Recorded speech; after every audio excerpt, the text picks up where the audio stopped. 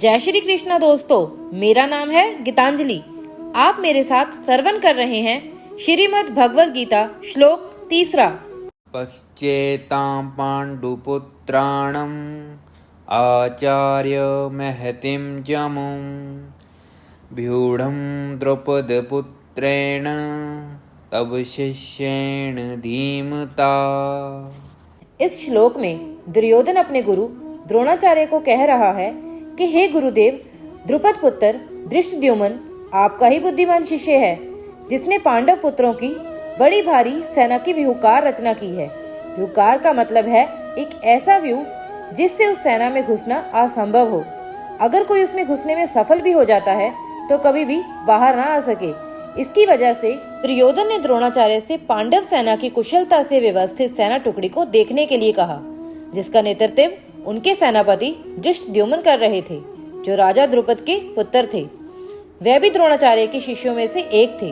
दुर्योधन अपने गुरु को अतीत में की गई गलती को याद दिला रहा था। कई साल पहले द्रोणाचार्य ने पांडवों के साथ मिलकर राजा द्रुपद को युद्ध में हराया था और उनका आधा राज्य छीन लिया था। अपनी हार का बदला लेने के लिए द्रुपद ने पुत्र प्राप्ति के लिए एक यज्ञ किया। उस यज्ञ से धृष्टद्युम्न का जन्म हुआ, जिससे वरदान मिला था कि वह भविष्य में द्रोणाचार्य को मार देगा। हालांकि द्रोणाचार्य को पता था, लेकिन जब उनसे धृष्टद्युम्न के सेना परीक्षण के लिए संपर्क किया गया तो उन्होंने बहुत विनम्रता से स्वीकार कर लिया और अपने शिष्य को निष्पक्ष रूप से अपना सारा ज्ञान प्रदान किया। दुर्योधन द्रोणाचार्य को याद दिला रहा था कि भले ही धृष्टद्युम्न उनका शिष्य था, लेकिन वह द्रुपद का पुत्र भी था, जिसे उसे मारने का वरदान प्राप्त था। वह ये सुनिश्चित करना चाहता था कि अतीत की तरह अब जब वह युद्ध के मैदान में थे तो द्रोणाचार्य अपने शिष्यों के प्रति नरम ना हो जाएं। आइए दोस्तों, इस श्लोक से हम वर्तमान समय में क्या शिक्षा ले सकते हैं, इसे एक कहानी के जरिए समझते हैं। प्राचीन समय की बात है। शहर में आचार्य सुमेश्वर का बड़ा नाम था। उनके पास दूर दूर से विद्यार्थी आते थे ताकि वह उनसे राजनीति और न्याय शास्त्र का ज्ञान प्राप्त कर सके। उनके शिष्य अर्जुन और विक्रम दो प्रमुख विद्यार्थी थे। दोनों में गहरी मित्रता थी, लेकिन स्वभाव अलग अलग। अर्जुन शांत, न्यायप्रिय और सिद्धांतों पर अटल था, जबकि विक्रम चालाक, महत्वाकांक्षी और स्वार्थी था। आचार्य सोमेश्वर ने दोनों को अपने ज्ञान और अनुभव से परिपूर्ण किया, परंतु आचार्य का झुकाव विक्रम की ओर अधिक था, क्योंकि वह चतुराई और बहुत जल्दी मिलने वाली सफलता में विश्वास रखता था। आचार्य ने हमेशा विक्रम की प्रशंसा की, क्योंकि उसकी रणनीतियां तेज और प्रभावी होती थी। समय बीता और दोनों शिष्यों ने अपना जीवन मार्ग चुना। अर्जुन न्यायपालिका में कार्यरत हो गया और समाज की भलाई के लिए काम करने लगा। वहीं विक्रम एक राजनीतिक बन गया और धीरे धीरे सत्ता की ओर बढ़ने लगा।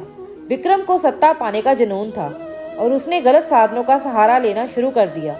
भ्रष्टाचार, झूठे वादे, अन्यायपूर्ण नीतियां उनका कार्य का हिस्सा बन गए।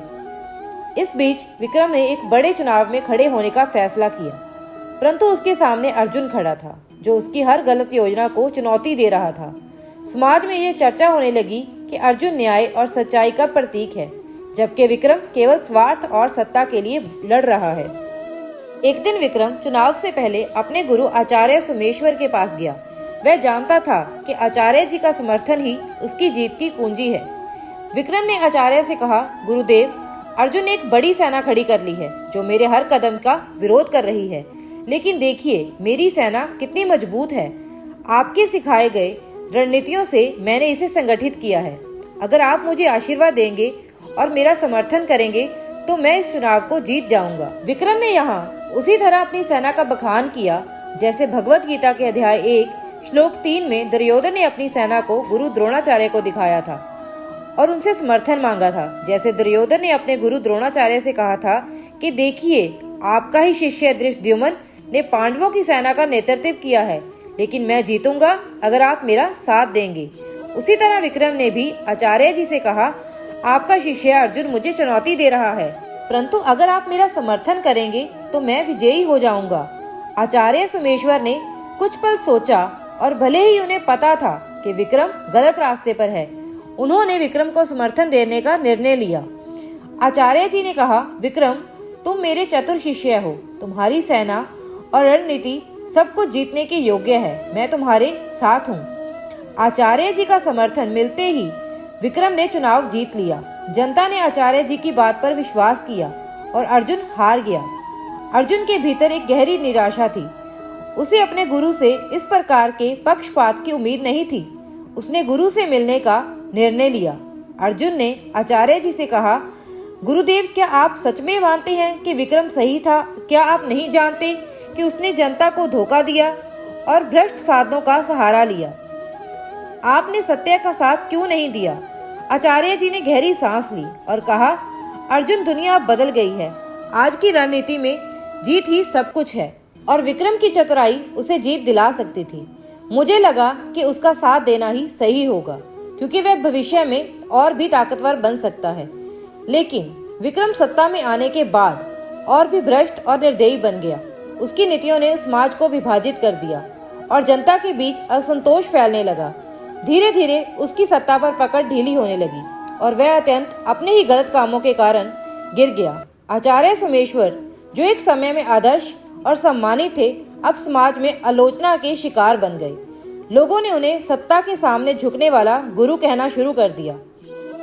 अर्जुन, जो सत्य और न्याय के मार्ग पर अटल था, समाज में एक सच्चे नायक के रूप में उभरा। इसी तरह से ये कहानी हमें ये सिखाती है कि जब गुरु सत्य और न्याय की बजाय केवल सत्ता और ताकत का समर्थन करते हैं तो समाज में संतुलन बिगड़ जाता है। गुरु और शिष्य का रिश्ता सत्य, नैतिकता और न्याय का महत्व होना चाहिए। जैसे ही द्रोणाचार्य ने दुर्योधन का साथ दिया, वैसे ही आचार्य सोमेश्वर ने विक्रम का साथ दिया। लेकिन ये समर्थन अंत में विनाशकारी ही साबित हुआ।